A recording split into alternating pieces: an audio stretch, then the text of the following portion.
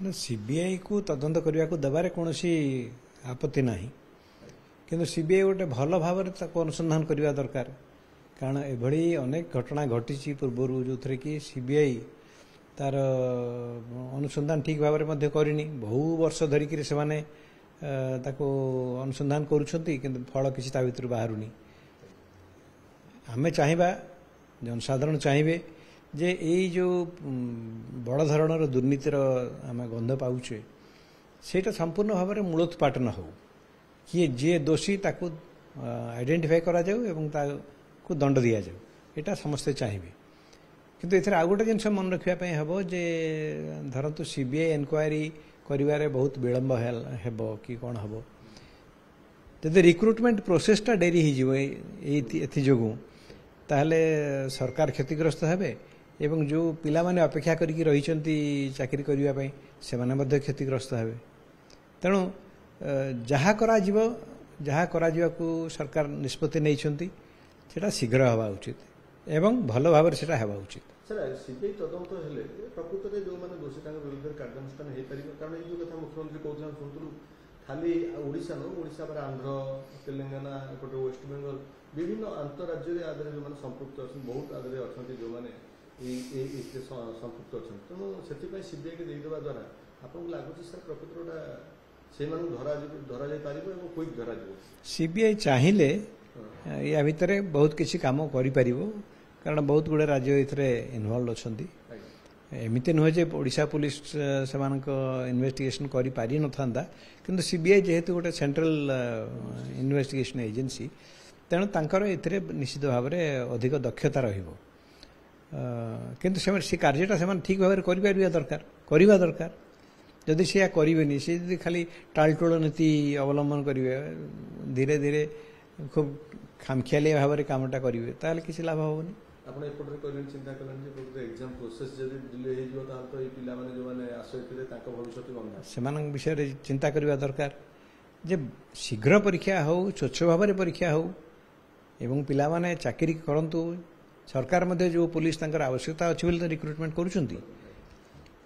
सरकार मध्य पुलिस पातु ये सब दिग को देखा पड़ो तो से आउटे व्यवस्था विचार करा आयोग मैंने पुलिस न पुलिस पोशाक जो पोशाकधारी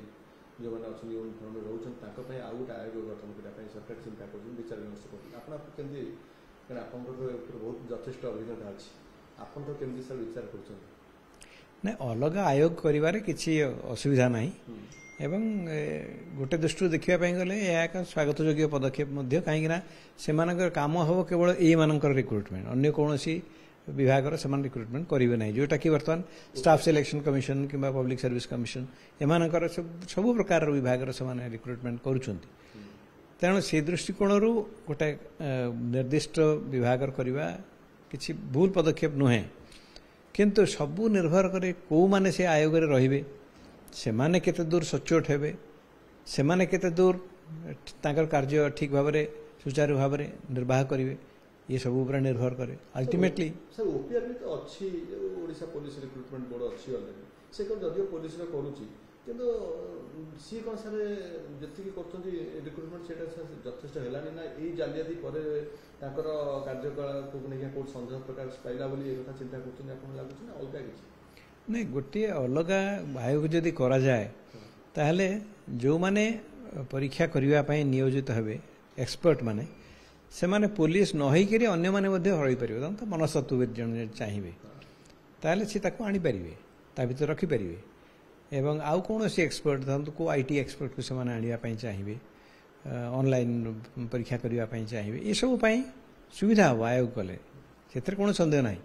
किंतु केते दूर एटा कार्यकारी होउची किए से दायित्व रहउचंती जदि मनीषटा ठीक मनीष न हबो ताहले केमती भल फल आम आशा करियो अन्य आयोग तो सर सही अवस्था में देखुछ ये जदि आउडा नुआ आयोग कले जे सेठी न हबो एमती ए कथा हम एबेठो चिंता करबा केते ठीक ना सेटा सरकार दायित्व सरकार ठीक लोकों को ठीक जगह रखिबे एटा होची तांकर दायित्व सरकार जदि ताहा करदेबे ताहले निश्चित भाव भल फल मिलिबो आ जदि ताहा करिवे नाही किंबा धरतु आयोग गढ़े आयोग रे कहारी पोस्टिंग हम ना एवं से मास मास वर्ष वर्ष धरिक से प्रक्रिया चालू रहिबो ताहले तार किसी फल हला नहीं बोली कहबा आमे ତାହେଲେ ଆୟୋଗ ଥାଇବି କିଛି ଲାଭ ହବନି। କିଛି ଲାଭ ହେବ କାରଣ ମୁଁ ସେ ଯେମିତି କହିଲି ସାର୍ ଯେଉଁ ଆୟୋଗ ଅଛି ଓପିଏସ୍ସିରେ ସେଠି ବି ଆମେ ଦେଖିଲୁ ବିଭିନ୍ନ ପରୀକ୍ଷାରେ ବିଭ୍ରାଟ, ଓଟିପିଏସ୍ସି ସେଠି ଏପର୍ଯ୍ୟନ୍ତ ବିଭ୍ରାଟ ଭିତରେ ଚାଲିଛି। ଯଦିଓ ପୋଲିସ ପାଇଁ ଆଉ ଗୋଟେ ପୁଣି ଆୟୋଗ କରିବେ, ସେଇଠି ପରୀକ୍ଷା ଶୃଙ୍ଖଳିତ ଭାବରେ ଚଲେଇ ପାରିବେ, ଏ ଭରସା ବିଶ୍ୱାସ ସାର୍ ଲାଗୁଛି? ନାଇଁ, ଏସବୁ ସରକାରଙ୍କର ଇଚ୍ଛା ଶକ୍ତି ଉପରେ ନିର୍ଭର କରେ। ସରକାର ଯଦି ଖୁବ୍ କଡ଼ାକଡ଼ି ଭାବରେ ନିର୍ଦ୍ଦେଶ ଦିଅନ୍ତି ଯେ ଏତିକି ଦିନ ଭିତରେ ପରୀକ୍ଷା ହେବା ଦରକାର ଏବଂ ପରୀକ୍ଷା ସଚ୍ଚୋଟତାର ସହିତ ହେବା ଦରକାର ଏବଂ ଉଚିତ ବ୍ୟକ୍ତି ସେଥିରେ ସଫଳ ହେବା ଦରକାର, ସରକାର ଚାହିଁଲେ ହେବ, କାହିଁ ହେବନି। ଉଚିତ ଲୋକ ରହିବା ଦରକାର ସେ ସବୁ ଆୟୋଗ ମାନଙ୍କରେ କିମ୍ବା ଯେକୌଣସି ସଂସ୍ଥା ଭିତରେ ଉଚିତ ଲୋକ ରହିବା ଦରକାର ଏବଂ ସେମାନେ ଉଚିତ ପଦକ୍ଷେପ ନେବା